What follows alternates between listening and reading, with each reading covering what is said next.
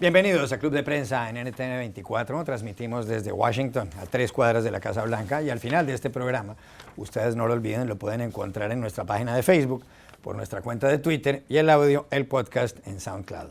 Les doy la bienvenida a los invitados a Club de Prensa. En primer lugar, el corresponsal jefe del diario El País de Madrid, Marc Basset. Bienvenido a esta casa como siempre. Muchas gracias. Silvia Pisani, corresponsal de La Nación de Buenos Aires. Bienvenida también. Buenos días y gracias. Pepe Díaz Briceño, corresponsal de Reforma de México. Bienvenido igualmente. Gracias, Juan Carlos. Y Moni Jensen, analista política de Club de Prensa Plus. Bienvenida igualmente. Gracias. Primer asunto, Marc, tiene que ver con la campaña presidencial aquí en Estados Unidos. Faltan 25 días para las elecciones del 8 de noviembre. Se enfrentan Hillary Clinton por el Partido Demócrata y Donald Trump por el Republicano. Y ha habido varios desarrollos en las últimas horas. Dos mujeres le dijeron al diario The New York Times, entre ellas Jessica Litz, de 74 años, que Trump trató de agredirlas sexualmente. Jessica Litz era trabajaba en una compañía que tenía que ver con anuncios y con periódicos.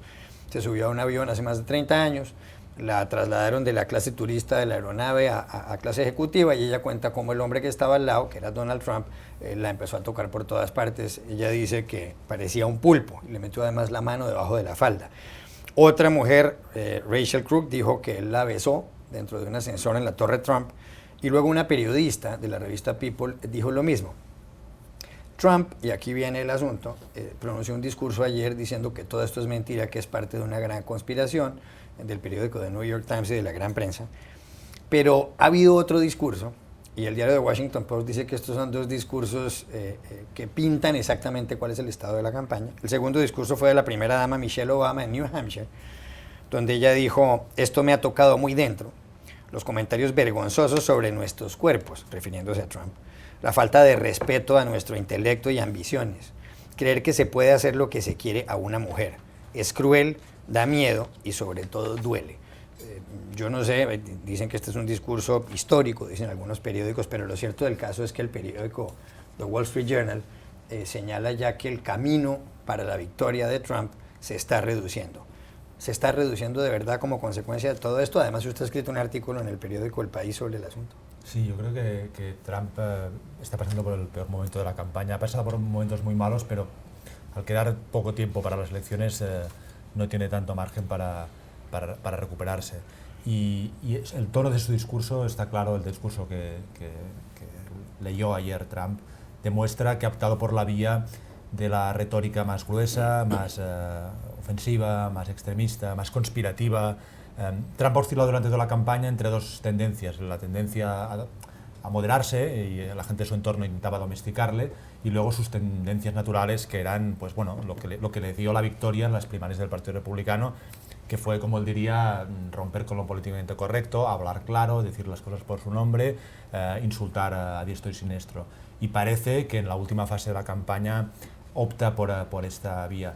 Y la campaña demócrata, Hillary Clinton, pero también los Obama, yo creo que están jugando a provocarle. Es muy fácil provocar a Donald Trump, ¿no? Hillary Clinton lo dijo en la convención demócrata en julio. Dice, es un hombre que con un tuit cae en la trampa y provoca, y si algo le ofende, pues reacciona de una manera exagerada, ¿no? Y yo creo que en parte el discurso de Michelle Obama es un anzuelo. Es decir, Michelle Obama es muy popular, mucho más que Hillary Clinton, tanto o más que Barack Obama. El voto de las mujeres es decisivo. Si consiguen que con el discurso de Michelle Obama que provoque la reacción de Trump en contra de Michelle Obama y de Barack Obama también, yo creo que esto todavía puede poner más dificultades a Donald Trump. Y yo creo que una de las misiones del discurso de ayer era ponerle un anzuelo a Trump, que pica fácilmente los anzuelos, para que reaccionase. Silvia Pisani, usted escribió un artículo también en La Nación de Buenos Aires sobre el discurso de Michelle Obama. ¿Coincide con el análisis de Marc Basset? Sobre esto, dos cosas. La primera que yo diría es que lo que hemos visto es a una excelente oradora. Hay gente que dice que es un discurso histórico, yo no creo que sea para tanto, pero realmente ayer cualquiera de nosotros que se parara frente a un televisor estaba escuchando a alguien que por primera vez en la campaña estaba diciendo algo. Porque a Hillary no se le sabe muy bien qué es lo que dice, o sea, sus discursos no tienen ideas fuerzas. Un publicista diría que no tiene gancho el discurso de de Hillary Clinton. El de Trump es desordenado. Trump ayer fue una ametralladora, es un discurso para leerlo. Yo anoche luego lo leí detenidamente y realmente denunció conspiraciones, estaban los Clinton atrás de todo, los Clinton eran un punto. Y lo que me llama la atención es realmente, creo que lo que hizo Michelle fue movilizar a las mujeres como no lo hizo hasta ahora Hillary. Hay un mapa clarísimo que muestra que a Trump las mujeres no lo están votando y creo que fue el broche de gracia. Y hay algo que señala Mark muy bien. Hasta ahora creo que lo bueno que hizo Trump es hacer un muy buen caso contra los Clinton. Ahora hay que ver si se anima a hacerlo contra los Obama también y le responde. La revista The Economist trae la carátula de este viernes titulada el deterioro de la política estadounidense realmente. ¿Es así y el discurso de Michelle Obama lo demuestra? Sí, yo creo que no tiene que ser un discurso con unas frases muy contundentes para hacer un discurso histórico. Creo que lo histórico de este discurso es justamente lo que menciona Silvia, es el momento en la campaña en el que lo pronunció y el tono en que lo pronunció. Creo que Michelle Obama, por encima de todo, le devolvió la dignidad un poco a esta campaña, una campaña que, como dice The Economist y la degradación. Volvió a hablar con decencia, ya no mencionó el nombre de Donald Trump en su discurso y tuvo cuidado, como tantas veces ha tenido que tenerlo, de ser un discurso ofendido y dolido, pero no enojado, porque a la vez que ella podría haber estado cautivando los votos de las mujeres, puede también antagonizar el voto masculino si los hombres se llegan a sentir a la defensiva y ella ha hablado mucho de cómo tiene que cuidarse de no parecer esta mujer afroamericana enojada. Y creo que en eso fue muy efectiva en lograr ese tono y en lograr esa altura que tanto la ha caracterizado. Me parece que tiene dos riesgos ese discurso. Primero que, y usted lo ha mencionado, Hillary Clinton no es tan popular como Michelle Obama y se ve palidece Hillary Clinton al lado de Michelle. Y lo que uno piensa cuando la oye es, lástima, ella no es la candidata y no Hillary Clinton. Yo creo que hay poca gente que no piensa eso. Michelle Obama seguramente será candidata. Al oírla. Dicen algunos analistas. Dijo una frase muy importante y es, los hombres que me rodean a mí no son así. O sea, que le devolvió un poco la dignidad también a los hombres, que todos se han sentido un poco mal representados y han salido muchos atletas cuando se menciona el tema de que es una conversación de locker, a decir aquí no se habla así en los desvestideros de los deportistas. Entonces ella logró restablecer un poco el orden en esta campaña. Si funciona o no, realmente es difícil de saber. Los que apoyan a Trump no lo van a dejar de apoyar por ninguna razón. Creo que el hecho de que un poco es un llamado a las mujeres para que no voten por Trump es algo que desperdició completamente Hillary Clinton en el debate pasado. Ella, por tratar de mantener la altura y esta cuestión presidencial, desperdició la oportunidad de decir en el momento perfecto lo que todas las mujeres estaban sintiendo que querían decirle a Donald Trump. Ella lo tuvo enfrente y no le dijo.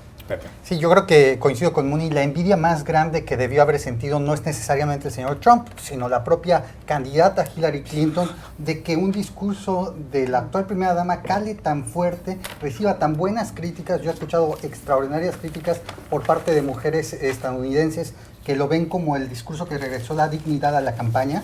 Y yo creo que la nostalgia de lo que pudo haber sido, porque tenemos a dos candidatos de una generación que tiene 68 y 70 años, cuando el presidente es una generación mucho menor de los años 50 y Michelle Obama tiene 52 años.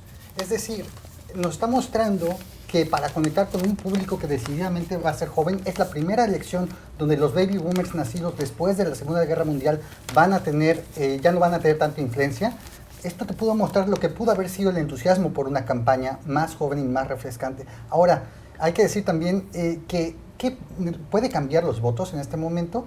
Pues se ha dicho que el descenso de las encuestas de Trump es sobre todo por republicanos moderados que ante los bárbaros comentarios que ha hecho sobre las mujeres están dejando de apoyar. Yo pienso que este discurso moviliza más a una base demócrata que llegarle a esos republicanos que yo creo que ya perdió Trump. Cambio de asunto, hay noticias en Colombia. El presidente Juan Manuel Santos este jueves en la noche ha prorrogado el cese al fuego con las FARC bilateral hasta el 31 de diciembre. Él lo había anunciado hasta el 31 de octubre. Todo ello como consecuencia de que el pasado 2 de octubre hubo un plebiscito en Colombia y por un margen muy pequeño los colombianos rechazaron los acuerdos firmados entre el gobierno del presidente Santos y las FARC el 26 de septiembre en Cartagena de Indias. ¿Qué ha pasado hasta ahora? Que las voces más autorizadas del no se han reunido con el gobierno para decirle cómo se podrían cambiar el texto de esos acuerdos. Ya han entregado sus propuestas no solamente Álvaro Uribe, sino el expresidente Andrés Pastrana también del no y otros líderes políticos. Esencialmente lo que piden es que haya penas privativas de la libertad, aunque no sea en una cárcel para los miembros de las FARC, cosa que cambia los acuerdos firmados en septiembre. Piden que no haya posibilidad de que participen en política algunos miembros de las FARC que hayan cometido delitos de lesa humanidad. Piden que no se establezca un tribunal especial para la paz, sino que se cree una sala dentro de la Corte Suprema de Justicia y demás. Hoy el diario The New York Times, y aquí está, publica una editorial este viernes titulado El hombre que bloquea la paz en Colombia, y dice que quien está bloqueando la paz en Colombia es el expresidente Álvaro Uribe y que si a Colombia vuelve la guerra, esa situación de catástrofe podría atribuírsele al expresidente Álvaro Uribe.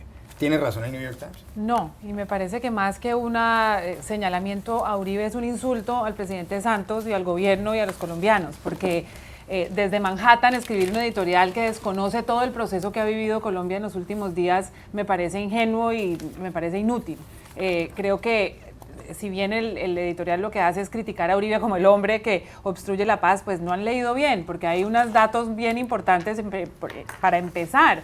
La actitud que ha tenido el gobierno del presidente Santos con respecto a la votación del no, que fue acatar, escuchar, incorporar otras personas a la mesa, prolongar el cese al fuego y darle una oportunidad al 50% de los colombianos que votaron el no, a los que no votaron y aún a los que votaron sí, con algunas preocupaciones, a volver a plantear los temas sobre la mesa.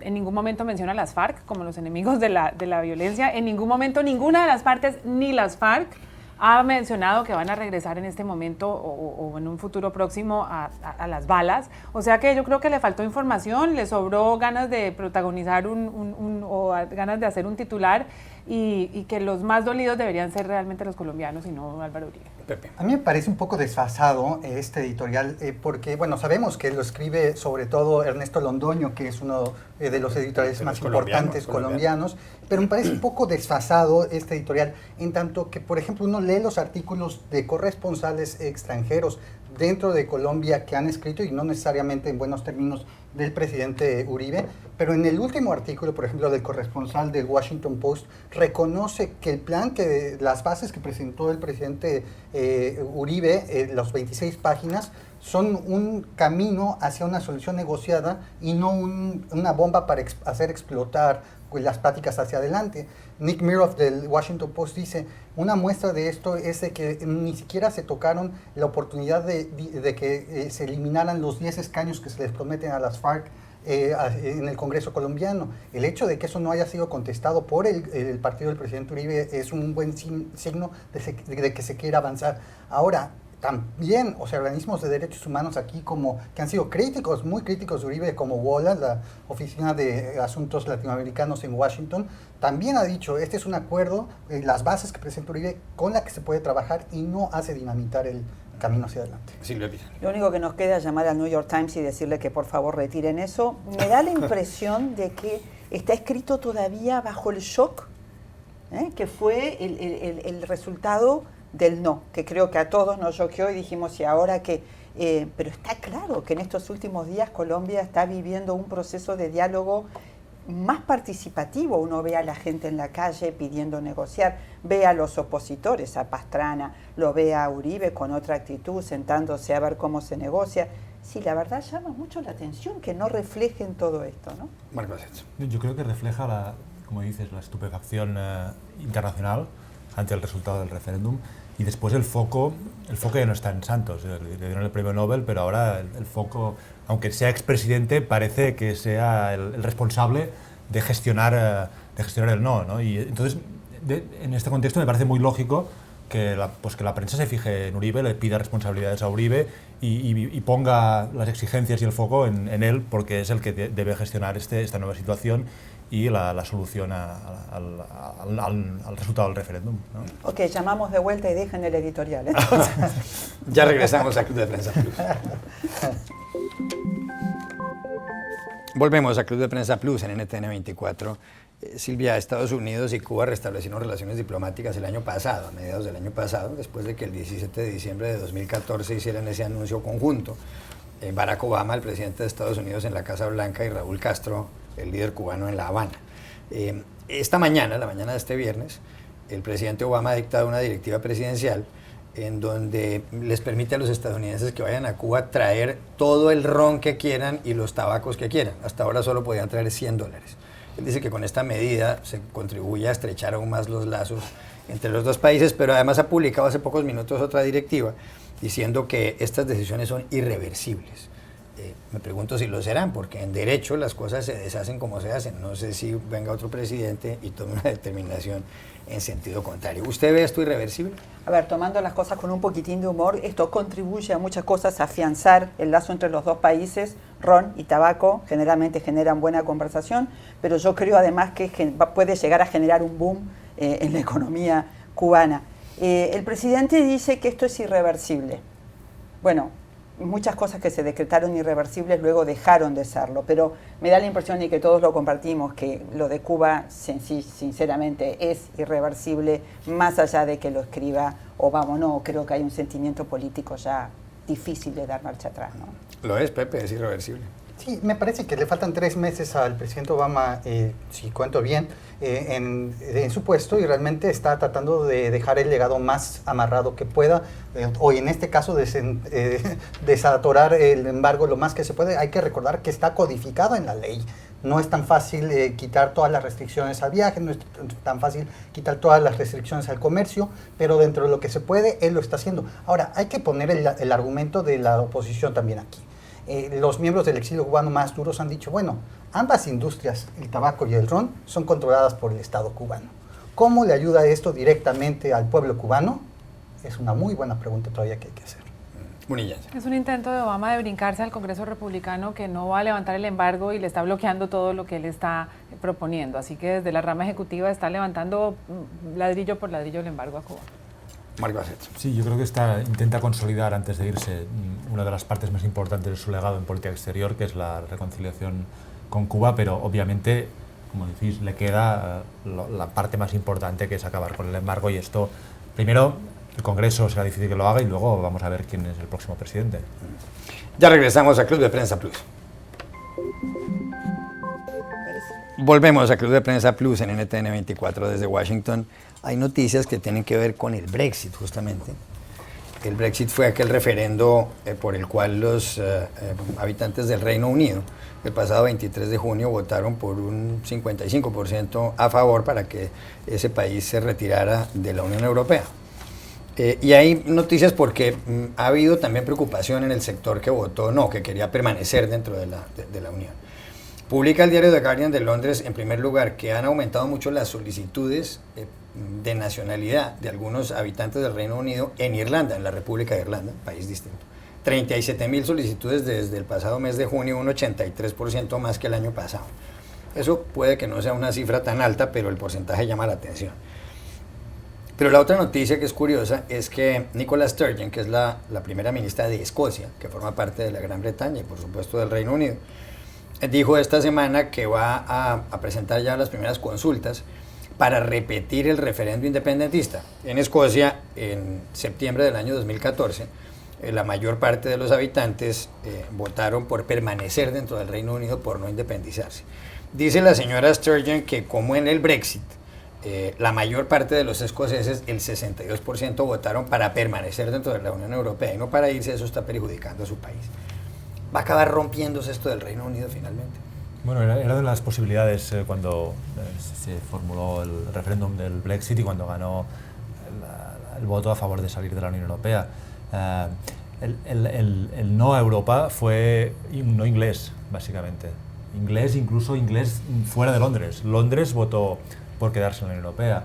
Escocia votó por quedarse en la Unión Europea. Y esto abrió la caja de los truenos, porque ¿con qué derecho los ingleses pueden imponer a los escoceses un cambio y una ruptura tan traumática como supone salir del club europeo, con todos los beneficios que esto supone y la integración que esto supone? Entonces, era una de las consecuencias que podía ocurrir. Yo creo que el gobierno escocés tendrá que valorar muy bien el timing, ¿no? Los tiempos de este nuevo referéndum, porque ya perdieron el referéndum y, como se sabe, los referéndums hay que convocarlos cuando se van a ganar, no para perderlos como les ocurrió, como les ha ocurrido a los quebequeses 2 veces, en 1980 y 1995, convocaron referéndums para salir de Canadá, los perdieron los independentistas. Yo creo que es un arma que tiene Escocia en la mano, a mí me parece legítima, porque creo que no puede forzar Inglaterra, una de las naciones de Gran Bretaña, a otra nación a salir de la Unión Europea. Hay que recordar para los televidentes y para los oyentes que el nombre oficial de ese país es Reino Unido de la Gran Bretaña e Irlanda del Norte, es decir, el Reino Unido está compuesto por 3 países que están dentro de la misma isla, que son Inglaterra, Escocia al norte y Gales al occidente, y también por la provincia británica de Irlanda del Norte, que está dentro de la isla, en donde está también la República de Irlanda. Se va a romper esto del Reino Unido y de la Gran Bretaña. La Gran Bretaña es lo que es desde 1707. Sí, a mí me parece que lo que subyace atrás de todo es justamente las dudas que hay que se pueda lograr un acuerdo con la Unión Europea una vez que salgan del Brexit, que permita el movimiento de personas, el movimiento del factor humano entre Gran Bretaña y el continente. Y me parece porque hay muchísimos jóvenes que trabajan fuera y que obviamente podrían tener alguna línea de parentesco para hacerse irlandeses o escoceses, que realmente son los que seguramente están haciendo estas solicitudes. Ahora, ¿será que realmente la señora May no puede lograr un acuerdo en el que se logre un libre movimiento de personas?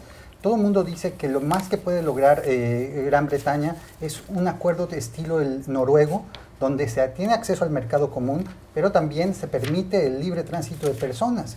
Sin embargo, no queda claro por qué el gobierno actual no está dispuesto a ceder en esto último, y me parece que eso es lo que está motivando todo esto.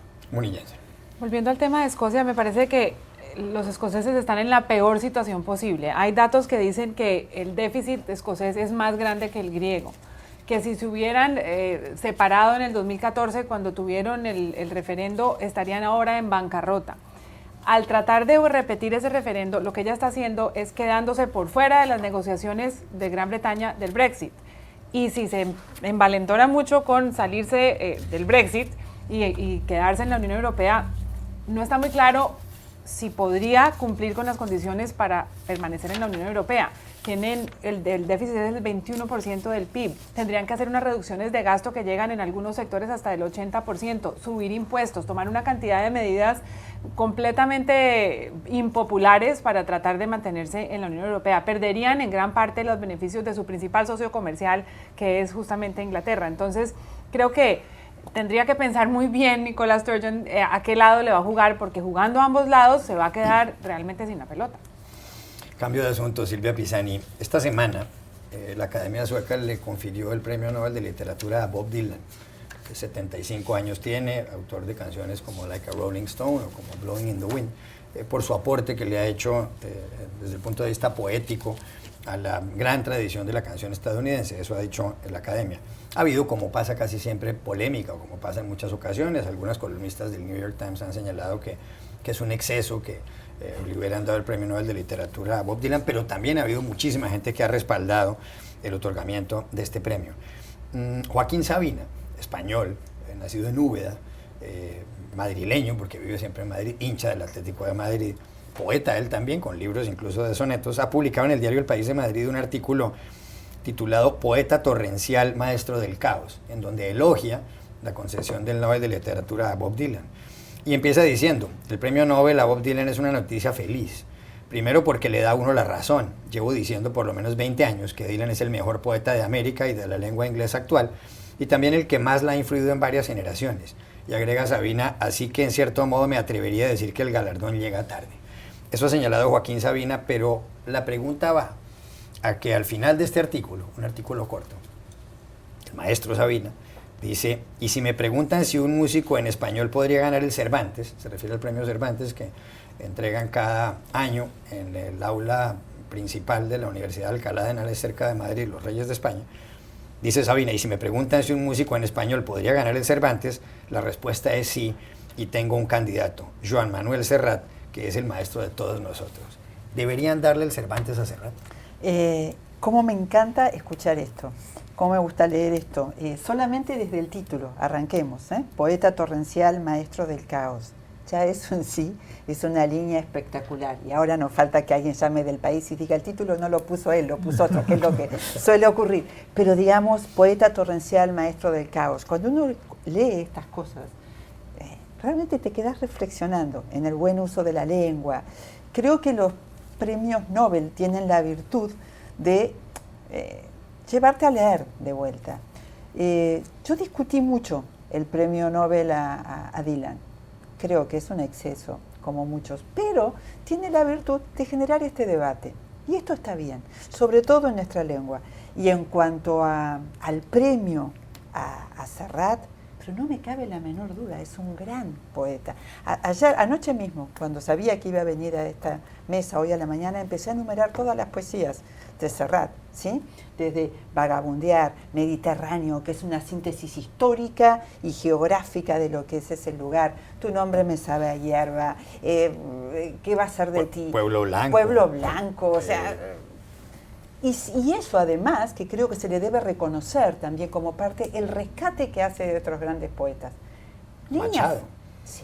Bueno, Machado no necesitaba que lo cantara Serrat, León pero Felipe. ha sido fantástico. León Felipe, o sea, ha rescatado autores que estaban como olvidados y los ha rescatado con sus canciones. Y una última, qué bonito es escuchar a un poeta, ¿sí?, como es Sabina, hablando tan bien de otros y con tanta generosidad. En los días que corren, en este Estados Unidos, donde todo lo que escuchamos son malas palabras y expresiones violentas y una campaña, de verdad, nos está regalando esto una oportunidad de una reflexión mucho más serena. Serrat nació cerca de Barcelona, en Poble-sec, el 27 de diciembre de 1943, si no me falla la memoria. ¿Se merece el Cervantes el señor Serrat? Sí, ¿por qué no? O hasta Sabina incluso. También Sabina, Serrat, la poesía ha sido a lo largo de los siglos cantada, ¿no? El hecho de leer poesía en un libro en silencio, en una habitación en voz baja, esto es muy moderno, ¿no? Desde Homero hasta los trovadores han cantado. Por lo tanto, yo creo que el premio Nobel, más allá de que a uno le pueda gustar menos o más Bob Dylan, a mí me gusta mucho, es un reconocimiento a que la poesía es canción, ¿no? Y en este sentido, Joan Manuel Serrat y Joaquín Sabina yo creo que son poetas que pueden merecer el Cervantes. ¿A Silvia no le parece adecuado el premio Nobel a Dylan? ¿A usted sí? A mí sí, a mí me parece muy adecuado, sí. Creo ¿Por qué? Porque creo que, bueno, primero lo que decía, creo que reconoce que las canciones pertenecen a la tradición poética, y luego creo que sus letras y sus canciones pues son en la poesía norteamericana, en la cultura americana, son esenciales en esta parte del siglo XX que nos ha tocado vivir, ¿no? Desde los años 60, aparte del significado cultural e histórico que tiene Bob Dylan como símbolo también de una generación y como heredero de la cultura popular y el folclore americano. Es decir, estas canciones anónimas muchas veces, ¿no? Que, pues, de la música country, de la música folk, que forma parte del acervo popular, ¿no? La lírica popular, como el romancero en España medieval, no tiene autores, anónimas, son canciones que cantan de hijos, de padres y madres a hijos, que pasan de generación en generación, y creo que Bob Dylan recoge esta herencia, la actualiza y la difunde. Pepe de Briceño. Bueno, muchas personas dicen que se perdió, ¿no? Hay una editorial en el New York Times que se perdió la oportunidad de premiar a alguien que pues realmente esté dedicado a los libros, ¿no? Y que realmente este tipo de premios son justamente un momento en que la lectura está tan devaluada. Debía haberse otorgado directamente a alguien que decía escribir en papel lo que siente. Ahora, creo que en el caso de Serrat va a ser muy interesante si usted, señor Iragorri, se pone a hacer un comité para promover a Serrat para el Cervantes, pues seguramente va a tener muchos apoyadores, incluido a mí. Ahora, ¿lo aceptaría Serrat? Yo creo que él mismo se siente parte de una tradición literaria, porque, como decía Silvia, ¿no? O sea, Alberti, Machado, León Felipe, García Lorca, todos están reflejados de alguna manera en la música, en las letras de Serrat. Entonces me parece que no sería nada sacado de del mundo. ¿Y Dylan, el Nobel a Dylan? No, sí, es 100%, que es totalmente adecuado. Está completamente. Sí, hay historias extraordinarias, la pasión de Dylan por el box, por ejemplo, la canción de Hurricane, exacto, es una lírica extraordinaria, y me parece que también habla de cómo la poesía rompe fronteras. Me parece que esa cuestión de no decir que un arte está limitado a ciertas fronteras establecidas es algo muy contemporáneo que me parece bueno. Es curioso, como dice Silvia, que Bob Dylan no ha dicho nada con respecto a su premio en las últimas horas. Ya han pasado 2 días, incluso ha dado conciertos sin referirse al premio. Si le iban a dar un premio rescatando la poesía y la poesía cantada, creo yo que había otros candidatos para dárselos, que le den un Grammy a Bob Dylan, que ya se lo han dado, le den otro, pero creo que si iban a rescatar la poesía cantada y el folclore, Dylan en muchos casos es incomprensible. Uno lee las letras de las canciones y realmente es un Nobel como a la nostalgia hippie, como lo comentamos aquí, a la influencia que pueda tener un cantante, y en esa categoría hay otros, incluyendo quizás a Serrat, al propio Sabina, a otros, a Paul McCartney, que hoy en día tienen una influencia parecida y que tienen quizás un impacto mayor. Hay más noticias que tienen que ver con las letras, y esta está en Francia. Se acaban de publicar gran parte de las cartas de amor de François Mitterrand. François Mitterrand fue presidente socialista de 1981 a 1995. Se va a cumplir el centenario de Mitterrand. Él nació en Jarnac, un pueblo muy cerca a Cognac, en el suroeste francés. Tuvo un amante, Anne Pinjot, de 1962 a 1996, con quien tuvo una hija, Mazarin, que nació en 1974 y que además fue al sepelio de Mitterrand. François Mitterrand estuvo casado con Daniel Mitterrand, con quien tuvo sus hijos legítimos. Pues la señora Pinjot ha decidido publicar algunas cartas, y dicen los titulares de prensa que Mitterrand ha vuelto a seducir a Francia. Hay algunas apartes de las cartas que llaman muchísimo la atención. Por ejemplo, en una dice: amo tu nombre, tu cara, tu cuerpo, tu corazón, tu voz, tus actos, y amo también a tu hija, que por encima de todo es igualmente mía.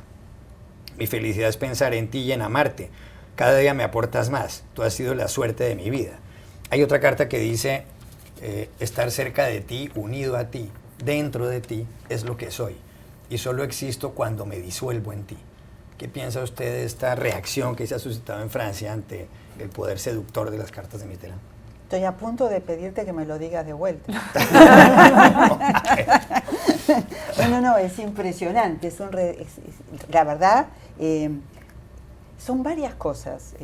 Recuerdan que hay una película que narra esto y que cuenta esto, de la historia oculta y sabida del amor oculto de Mitterrand. Un hombre tan hierático. Si uno lo compara al Mitterrand que nosotros veíamos, hierático, distante, con que se revela de esta forma tan poética, es doblemente revelador. Habla de la cultura de un presidente, habla de la sensibilidad de un presidente, habla de la humanidad de alguien que marca y guía los pasos de un país.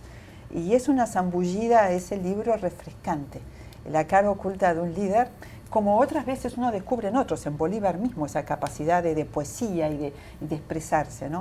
Francamente conmovedor.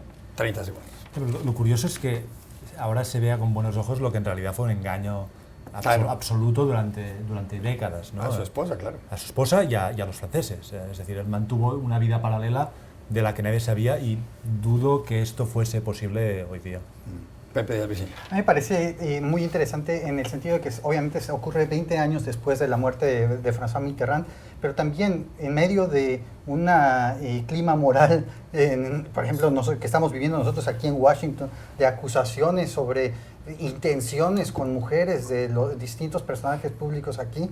La sensibilidad francesa es completamente distinta, ¿no? Porque, como bien dice Marc, en su momento fue un engaño muy duro, claro. Pero aún así la sensibilidad francesa frente a esto es completamente distinta a otras sociedades. Yo creo que también se refleja, aparte de la pasión y el amor de Mitterrand por esta mujer, aquellos momentos en donde lo público y lo privado pertenecen a campos distintos, y yo creo que eso es una cuestión que ahora sí produce nostalgia.